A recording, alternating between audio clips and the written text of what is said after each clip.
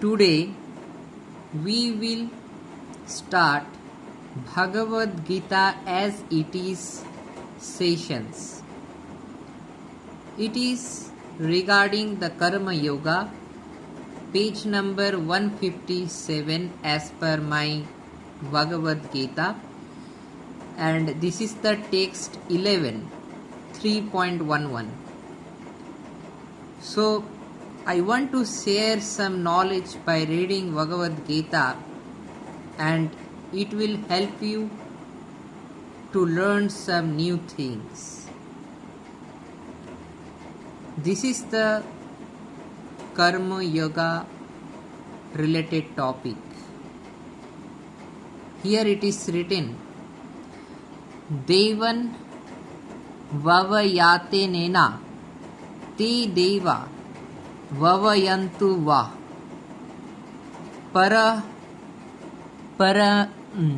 paraparam vavayanta sriya param avapsayatha.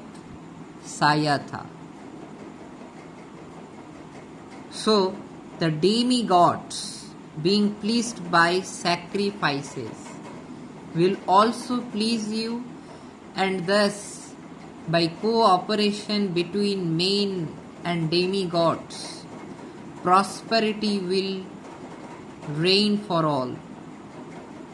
Means the demigods are empowered administrators of material affairs. The supply of air, light, water, and all other benedictions for maintaining the body and soul of every living entity is entrusted to the demigods, who are innumerable assistants in different parts of the body of the Supreme Personality of Godhead. Their pleasures and displeasures are dependent on the performance of yajanas by the human being. Some of the yajanas are meant to satisfy particular demigods, but even in so doing, Lord Vishnu is worshipped in all yajanas as the chief beneficiary. It is stated also in the Bhagavad Gita that Krishna himself is the beneficiary of all kinds of yajanas. Bhaktaram yajana taposam. Therefore, ultimate satisfaction of the yajana pati is the chief purpose of all yajanas. When these yajanas are perfectly performed, naturally the demigods in charge of the different departments of supply are pleased, and there is no scarcity in the supply of natural products. Now, performance of yajanas has many side benefits, ultimately leading to liberation from material bondage. By performing of yajanas, all the activities become purified, and it is stated in the Vedas. Ahara Suddhya Sattva Suddhi Sattva Suddhya Dhruva